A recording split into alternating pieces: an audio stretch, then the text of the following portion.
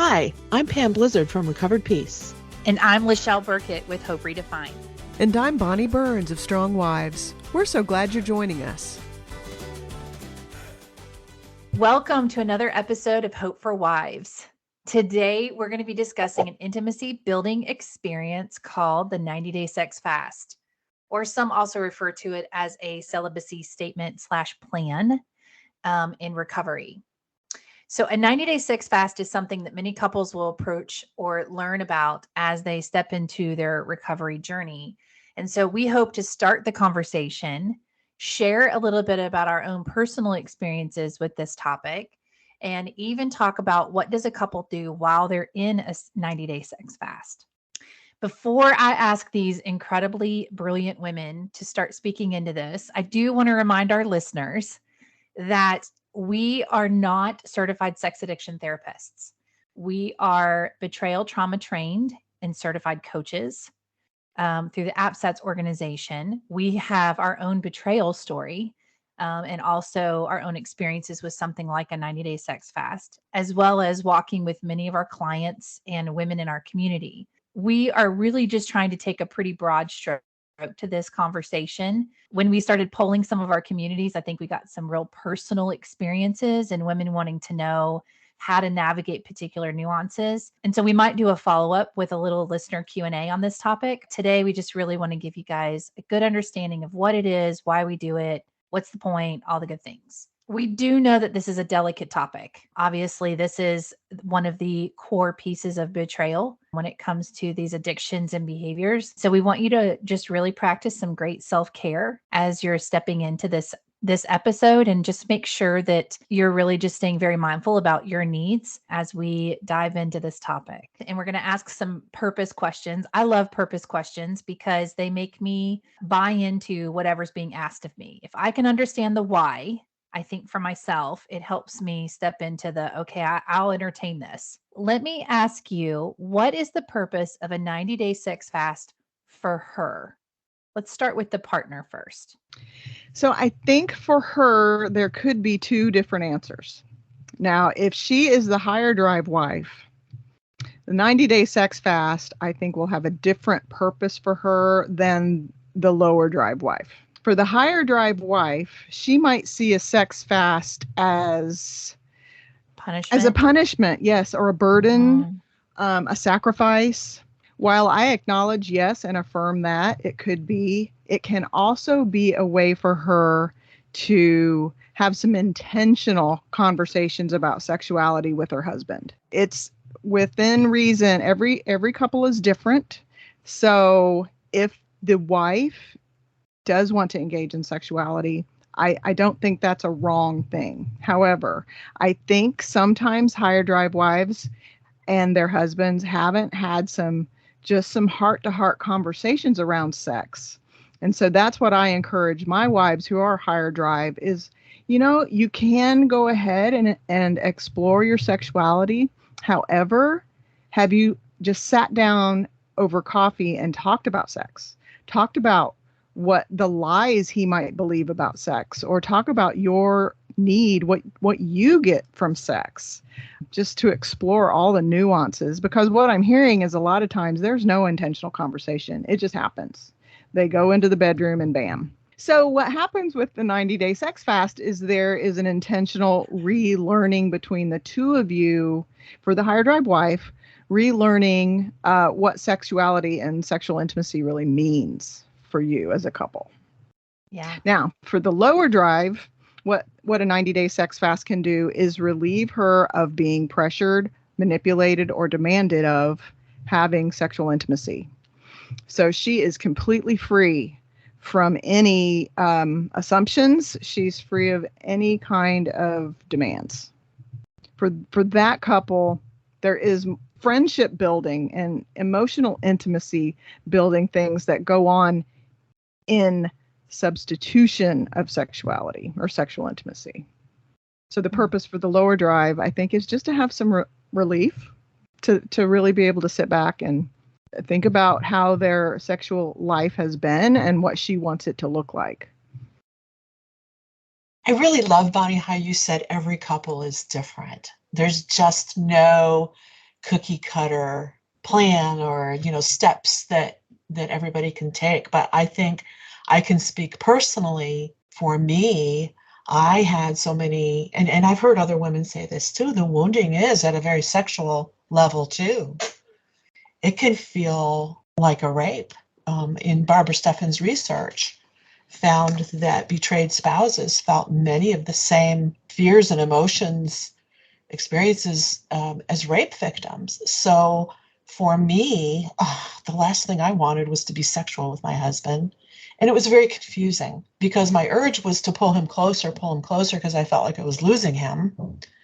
And so it was a really confusing time, but it gave me some space to figure out what was going on with me sexually. I had changed my own sexuality to sort of flex to my husband, who, because of his addiction, his sexual style was very intense. I wanted something more emotional, personal. It gave me time to think about what is it that I really do want if I am ever going to be sexual with my husband again.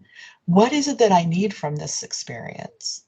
What needs to happen for me? What am I going to feel comfortable with? Taking back some of the things that I gave up for me, and I talk about this, about having a relationship with sex itself.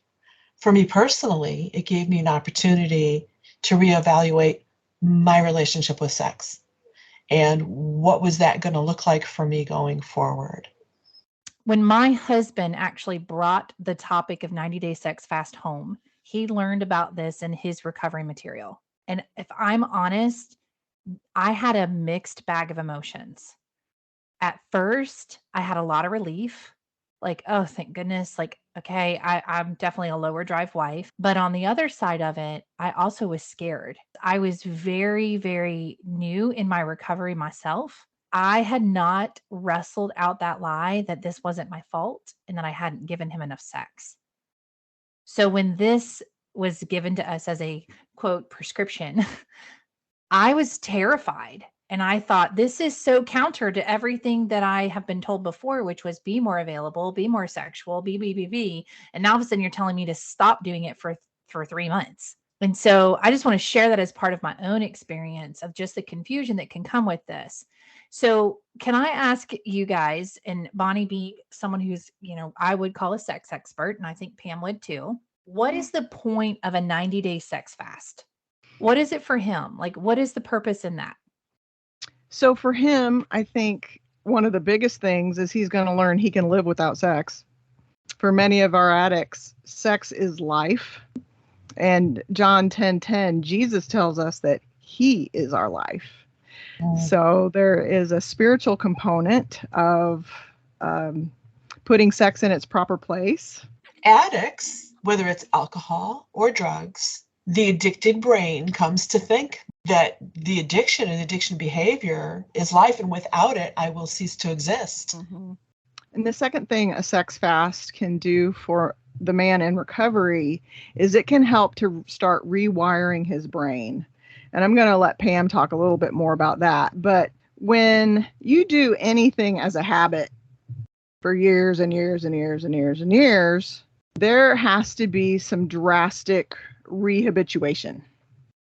So this means that a 90-day sex fast will eliminate all arousal. I think we'll probably get into more of what it entails. But when there's not that dopamine hit from that habit, it will help him to start into his recovery, and it will help his prefrontal cortex start to mend.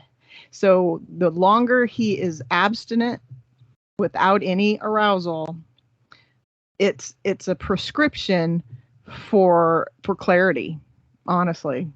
I like that you use the word prescription because in reality, what's happening with any addiction is there's a set of chemical reactions happening in the brain, and the reward system learns to take control. If I'm having a bad day, the first thing my brain wants to reach for is potato chips, because my brain at one point in my life, long time ago, was having a bad day, reached for potato chips, and noticed that after the potato chips, I felt better. our brains want to do what is most efficient, not necessarily what's best for us. The brain just is focused on efficiency. And in any addiction, when the reward system is flooded like that over and over, it does cut off access to the prefrontal cortex where logic happens, where I consider consequences of my actions. And so if the limbic system or the reward system is constantly engaged like that in addiction, then I'm not making good decisions. I'm not thinking things through. And so what happens is these neural pathways get created like a well-worn path in the woods, and the brain does what it's always done because that is the most efficient. The neurons in those pathways that fire together wire together. And so when I want to change a habit, I need to stop those neurons from firing. I have to be mindful about it. It's not easy, but I have to be mindful about it, and I do it. I do a different behavior instead, and those neurons start wiring together, and those neurons start creating a well-worn path in the woods, to use a metaphor.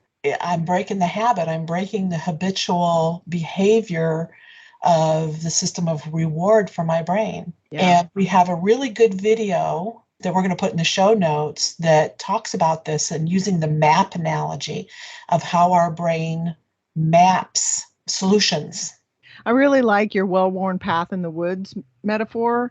There was a neighborhood pathway through one of my neighbors' backyards where the kids would take shortcuts, and it was well-worn. This neighbor put a stop to that. The kids walking through his backyard, that pathway started to grow grass again. And wherever the new pathway the kids chose, it started to have the deeper groove. Think of a sex fast as helping that grass grow back into that path. That's great. I love that. I know for my husband, I can kind of speak for him because he's very honest with me in his recovery about what his addiction was like and what his mindset was and how he thought. He literally did say to me it was a shortcut. Going to my addiction and my addiction behaviors was quicker and easier, and I didn't have to sit with my feelings and think through what my options were, because if I did, I didn't know any other options at the time. So I guess the purpose for Sex Fast in the coupleship is to help the couple discover other kinds of intimacy outside of sex. Other ways to be known, to be seen, and to be heard. We'll get to this in a minute of what those specifically can look like, but it involves being creative. Okay, so what I'm hearing purpose is rewiring, changing of behaviors or habits, even beginning to create space for creativity and discovering something new. All right. Well, I think this is the next question I'm going to ask you guys, I think is some of our listeners' favorites. How have you seen this be a part of your personal story? I know we've shared a bit. I shared a little bit of my experience. I've heard a little bit, but what was this like for you in your relationship?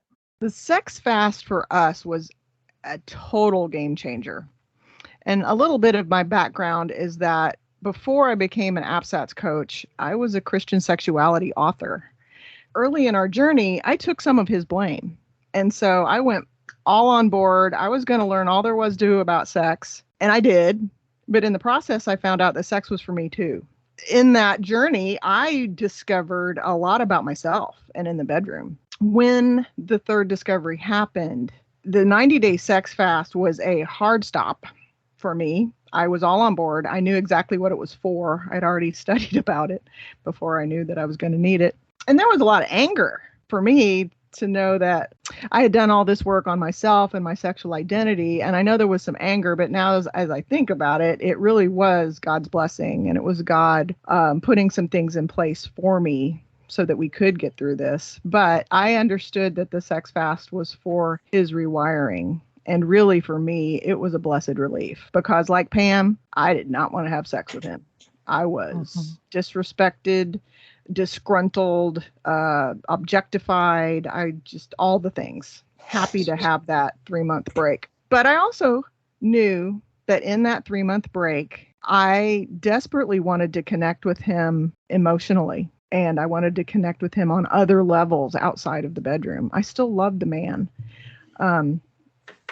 So yeah, the sex fast and that halt and being given permission to say no without any regret, any guilt, any shame. It's a hard no, and it's fine. It's fine for a hard no. And sex is completely taken off the table because the expert says it, Patrick Carnes says that celibacy contract is part of his 30 activities for recovery. But also we learned that this also means arousal, no arousal. Whatever might bring arousal gives him a dopamine hit. So even lingering kisses stopped. You have to determine for your own marriage what's appropriate. But side hugs, holding hands, no arousal. No, we were watching rated G Disney movies. Anything that hinted at sexuality stopped. In that time, we started some great conversations. We took weekends and we would go away and just to hike. One weekend, we live in East Tennessee, so one weekend we went towards Middle Tennessee and explored some falls to go see waterfalls. And it was good stuff. All that was good stuff. And then when we did come back together again, we built a new bedroom experience. For us, the 90-day sex fast was very beneficial. So for me, I had been on a sex fast for many, many years. My husband was sexually anorexic. So the 90-day sex fast was something that had to be different for us. When I learned about it and I learned about the benefits, I used it to challenge my own feelings, my own impulses. Because just because my husband wasn't having sex didn't mean I didn't feel sexual or I didn't want to have sex. I still had arousal. And so I used it for an opportunity to challenge myself. And here's another thing, in our culture, we laugh about the 4 bases, right? Oh, second base, third base. I have come to the philosophy that there's really, and it's different for every person, but I have about 20 bases. And the first 16 of them are non-physical. Okay. And that I wanted emotional connection. I wanted to hold hands, non-sexual touch. I wanted a back rub without any expectation of it leading anywhere. I needed more hugs. I needed more affection. And so I wanted to make that real clear to my husband because with my experience or past sexual experience with what I didn't know at the time was my husband had a sex addiction, there was no base 1, there was no base 2. It was just basically base 3 and 4. And I did not want that back again.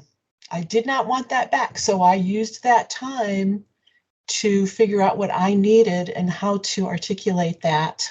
So that's what it was like for us. And it was a learning experience for both of us. So I mentioned earlier in the podcast that one of the initial sex fasts that we did, I had a lot of fear and uncertainty because it was attached to still some really poor belief systems that somehow or another sex was going to keep him sober. And that wasn't true. This assignment, this exercise, whatever you want to call it, felt very counter to what I was understanding. But there was levels of relief. Okay, so that was the first time we did a sex fast. The next time we were encouraged to do a sex fast, if I'm completely honest, we were in the throes of infertility and we were attempting to have a baby. So then I started feeling really punished. Eventually, probably not in the best of ways, I finally just said, I'm not playing this stupid game with you. I want a baby. Right. And so I kind of said no to the 90-day sex fast because I put my desire and my need above his. Right. And that was unhealthy, but that was just the reality of it. And then the next time we did a healthy sex fast or we did a 90-day sex fast, we didn't actually complete the sex fast. We ended up having sex before the 90 days was up. And I will tell you that there was a ton of shame came with that experience because both of us were trying to do it right. So we just didn't understand. We still and you guys have to remember that we didn't have anybody really walking with us except for his men's material and a few close friends. It was just this like desire to get it right. And then kind of this, hey, you can't do that thing. But yet then we're a married couple and we want to be intimate with one another. And so we didn't make it through the whole 90 days. And we had to really wrestle through that. And I don't think we spoke to each other about our personal shame for several weeks. Like, I think we felt like we were teenagers again and we had snuck in and done something really bad, but we were not talking about it at all. Once we started to recognize that shame was back, especially attached to our sexual relationship again, it shifted. And then suddenly we were ready to start talking about it. Sex fasts for us have been complicated. We've done a lot of different kinds, good, bad, or indifferent. I wholeheartedly support and agree with what you guys had said about it reestablishing brain connections, though. I've read all the science. I've watched a lot of those videos. I think that is valid and true. I have, the colleagues and professionals who have studies to prove it. And so I support it for sure. But just in my personal journey, it was never textbook. And I kind of want to share that for our listeners. Like, I think they need to hear all of us say it didn't go exactly the way that we thought it was supposed to go. But I still think that our heart and our motive in it is a huge component of what we're doing. What would you advise somebody who was trying to do the fast and had the couple had a slip? Would you advise them? I know you'd advise them, hey, give yourself some grace. Would you advise them to start over from the beginning again? I've had a few clients in this situation. And so I totally give them grace because only they know their marriage. And if that's the way she is connecting with her husband and she needs that to feel safe, absolutely. But what like in the beginning, when I said the higher drive needs to have a intentional conversation, I think that's what I would suggest to the ones who have not been able to make the 90 days is, like Lachelle was saying, they walked around for 3 weeks without talking to each other. I encourage, go ahead. What's holding you back from having that conversation with him to clear the air? And if you both sit down and say, hey, this isn't working for us, how can we make it healthy and have sex? I think, Bonnie, your answer to that leads us really well into the next question that we were going to talk through, which is what does the couple do while in a 90-day sex fast? Because here's what we didn't do. We didn't talk about it. We didn't discuss. We didn't dream about something different. We did nothing. We had no plan. All we did was not have sex for 90 days. And so I think that what you're leaning into is giving us a little bit more coaching about what do we do while in a 90-day sex fast? Well, there is several things you can do. One thing that I can offer as a resource is there is a recreational inventory sheet from another website that I can put as a PDF in our show notes.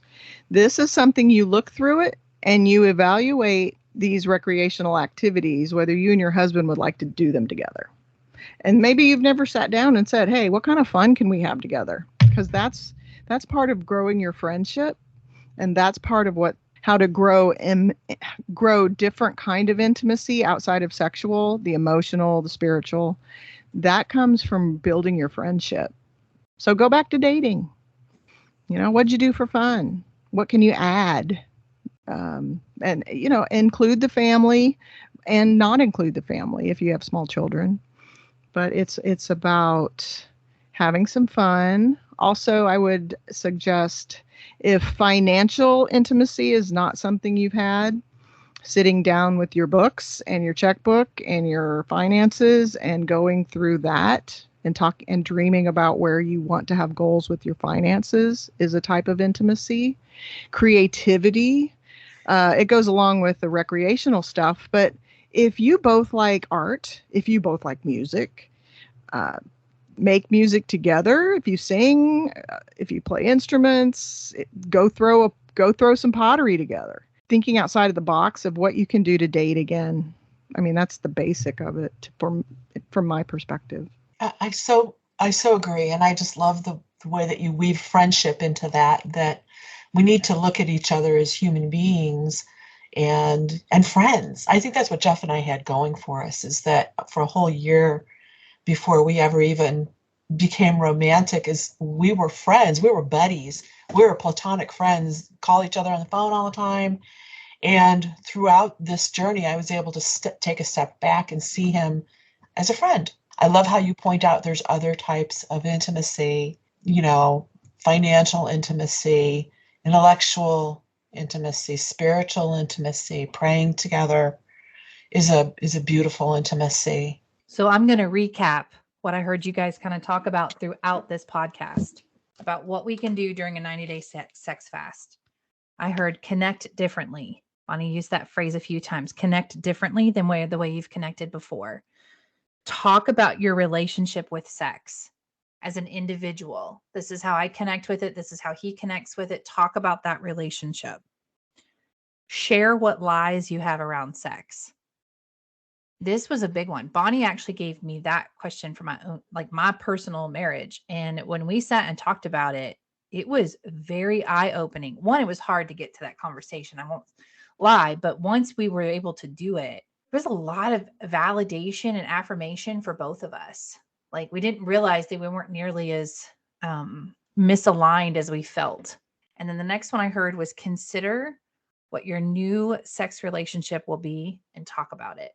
You know what else I have? I have this, I don't know if you've seen this. It was originally posted at Bloom. I loved this podcast. It was Intimacy Reintegration. Karen Strange, founder of Center for Sexual and Relational Health. And she just, as I listened to them talk about bringing sex back in to the relationship, she hit on all the betrayed spouse's needs for safety, for being seen, for being heard, and how being able to develop a comfort with talking about sex. This is what I like. This is what I don't like. Sit and rub my feet. Nope, not like that. A little to the left, right? Mm-hmm. Harder, faster, whatever. Like having that non-sexual physical intimacy, being able to talk about it like that. It's our culture. It's so taboo. We don't talk about sex, right? It can be very difficult, but this is a really good podcast I would love to include in our show notes. Another thing a couple can do towards the end of the sex fast and preparing to reintegrate is something called Sense8 Focus. In a nutshell, it's you give each other massages, but not for the purpose of receiving. It's for the purpose of experiencing. So if you're touching your spouse, you think about how their skin feels. Is it soft, warm, that kind of thing? And the person who's receiving it thinks about the touch. Is it firm? Is it gentle? Is it gliding?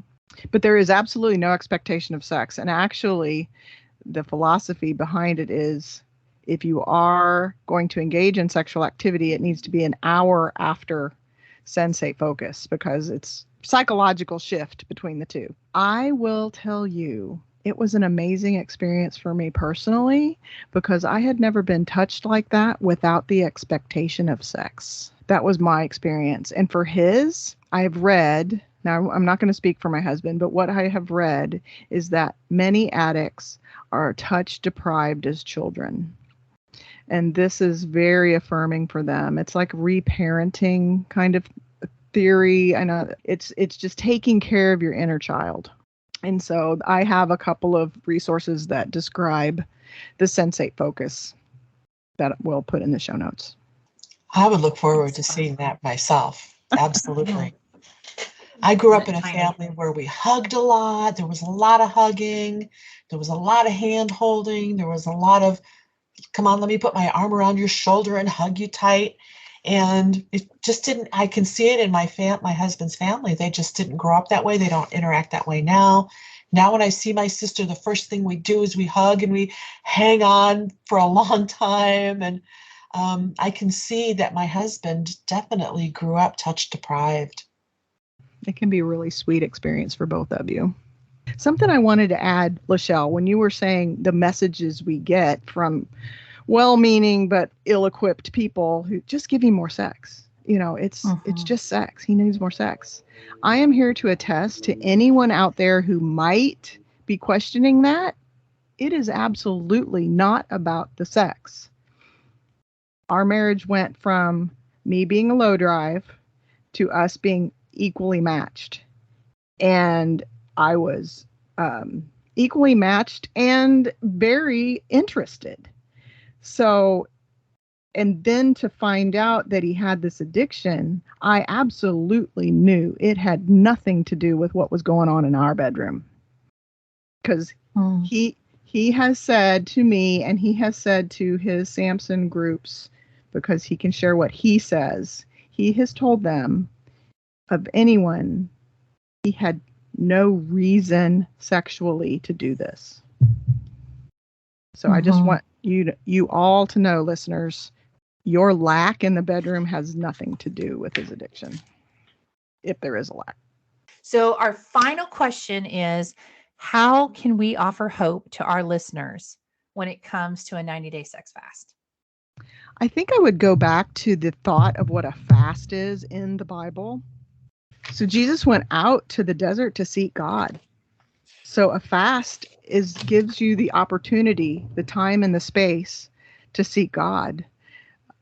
There's also many other fasts in the Bible. Moses, Joel, lots of examples. But I know in the New Testament we have Jesus, which what better example do we need? So I would say that the purpose from a biblical perspective is seeking a new relationship with sex.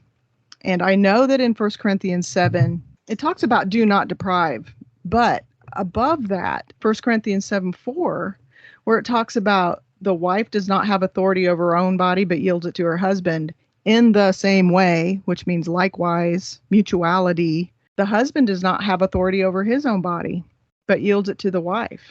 And then, of course, it says, do not deprive each other except for mutual consent and for a time. But, if you go on down there, he says, this isn't a command, it's a concession. There were people within Corinth that saw celibacy as more spiritual. So Paul is encouraging married people to have sex with each other because there was so much celibacy. But he's not saying that one person trumps the other with their desire.